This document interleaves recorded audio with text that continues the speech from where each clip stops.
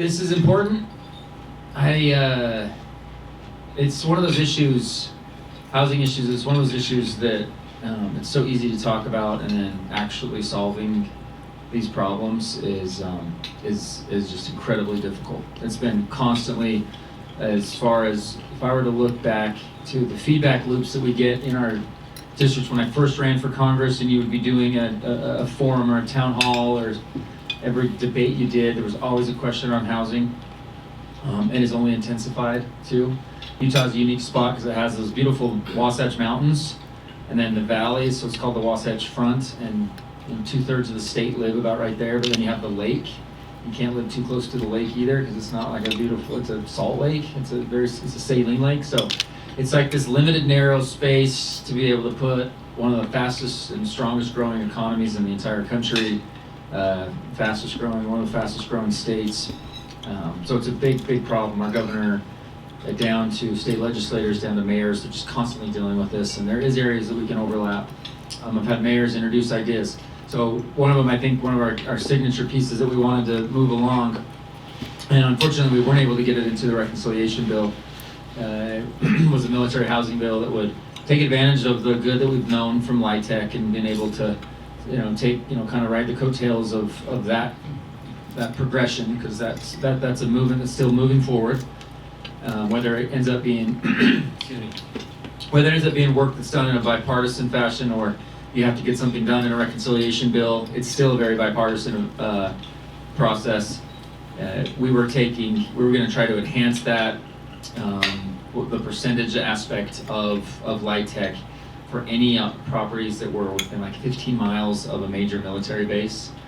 Right, I represent a large military base, but this applies broadly across the country, where you could have more co-op or joint partnerships from joint ventures, even with local developer constructions companies and municipalities, and taking advantage of that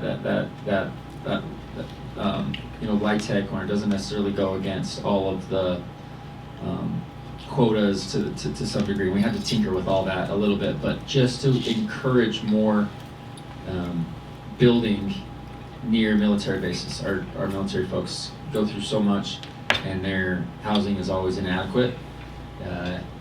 Builders would want to do it for the obvious reasons. Developers would love to have that type of tenant in, that's a few years. They're going to have a commanding officer, they're going to be respectful individuals, they're going to do right by where they live. And it was just kind of a win-win. So we're still working on that. We hope to be able to continue to progress. So that came to me from a mayor's idea, right? And it's an adjacent to Hill Air Force Base, and he brought the idea to us, and we ran it through and kind of navigated how it could actually get done and what it need to look like. The other things that I've done is something called the Lodge Act. Utah, as you know, is home to some of the most beautiful landscapes and national parks in the country.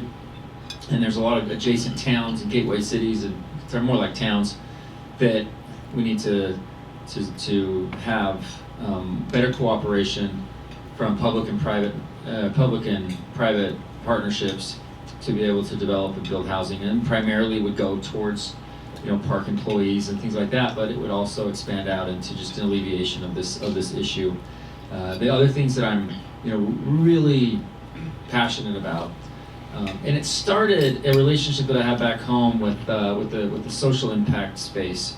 I worked in social impact prior to this in consulting, and one of the leaders in Utah on all things social impact brought to me an opportunity to kind of be the lead. It was with Dean Phillips. I'll remember Dean, to be on the Republican side of ESOPs. So I love employee stock ownership in any corporation or business setting that we can make it. I want to expand those as much as possible. And so we were doing all that work with that, and I've tried to lead as much as I can on my side.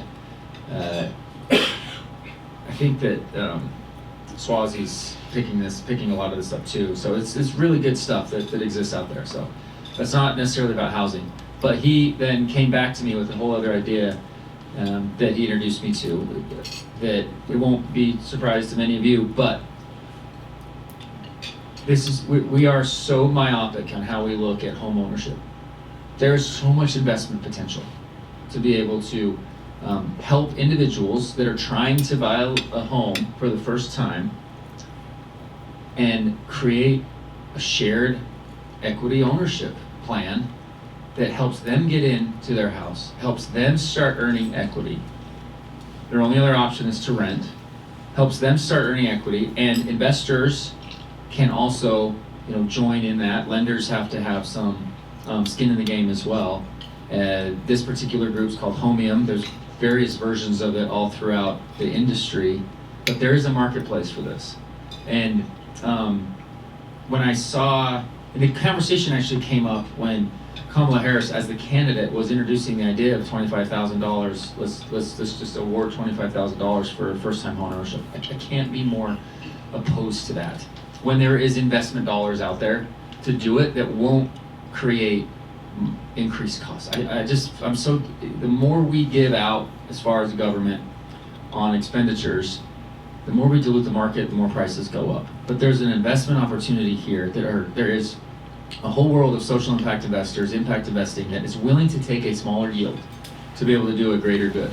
And we do not do a good enough job in Congress on alleviating sort of the regulatory framework that exists for those types of groups. So that's something that our team is working on and we're putting out to try to, encourage, I'll put in half the down payment, an investor group will put in half the down payment, they're gonna get a yield maybe at the time, or maybe they just wait till there's a buyout or a sell of the property. They take 5 to 7%. The investors are getting, I saw the numbers, 10, 15, 20%. It's a win for everybody. It keeps them out of the renter market, and it's great. So I love any chance to be able to share that with groups. Look into it, whatever your sphere of influence is. Would love to see some of this stuff actually transpire. It's so important, and there are so many already market-based solutions out there that hopefully we can get out of our own way. And my party's some of the worst at it. They will look and say, there's going to be a cost to this, but the overall benefit is something that's so much more important. Sometimes we can never get over that first hump of what that cost is. So anyway, just wanted to share a few of those specifics that we're working on, and this is obviously something that Jake's very passionate about. I'll turn it over to him, and somebody that will, if you get a chance to know Jake, he's the guy that's constantly buzzing around the floor trying to drum up support for good ideas with other members of Congress. And it sometimes probably feels like a fool's errand, as I both had sort of that drive to do that, but I just love how he continues to push for it. Thank you, Blake. ESOP is one of those good ideas, by the way. Totally agree on that. Yeah, it really is. Blake's also right. Great suit, by the way. The new one. Blake's also right that the $25,000 down payment for federal help was a bad idea and inflationary. The other side of that proposal was building 3 million units of housing nationally. That is a good idea, and we should do that. That's a supply side intervention that will lower the price of housing. And lowering the cost of housing, I would say it's probably more like 5 million units that we need over the next 5 years, is, to me, one of the big three pressing ways to improve the economy for Americans. The other two are abundant energy and more science, more R&D. Those are the three primal drivers of a healthy economy. Just really abundant, cheap energy. I would say clean energy. They could probably say all of it. Really abundant housing that allows for social mobility, and then just a lot of really good science so that we can increase productivity. And of those three, actually the easiest is housing. Because the thing about housing is the private sector wants to build it. Developers want to build housing, and they actually know where to build housing. And the biggest thing that we have to do is just cut the unbelievable labyrinth of red tape that has encircled the construction of housing over the last 100 years. And I say that as a former Newton City Councilor who's on the land use committee. Newton, Massachusetts actually invented zoning in the 1920s. It's one of the things I'm less proud of in my hometown. Zoning has inhibited economic mobility and growth ever since. And I hope we dig into some of the specifics, the parking minimums, the lot sizes, the 2 staircase requirements, the general separation of uses that has impaired walkable mixed-use neighborhoods.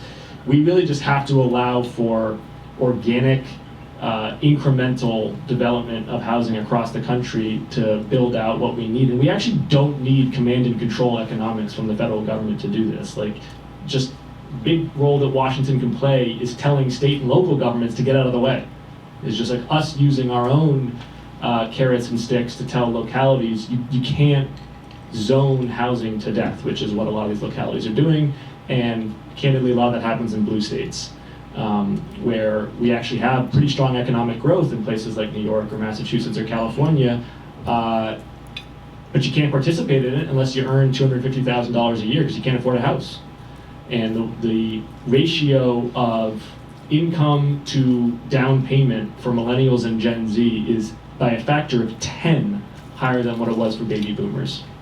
So we wonder why many of the younger generation are losing confidence in sort of a market-led democracy. Well, it's because a market-led democracy is not making it easier for them to enter the middle class. What they're seeing is just they're getting suffocated. They're having delayed establishment because they can't get that first rung by putting down a down payment and feeling like they're fully adults and can enjoy a middle-class life.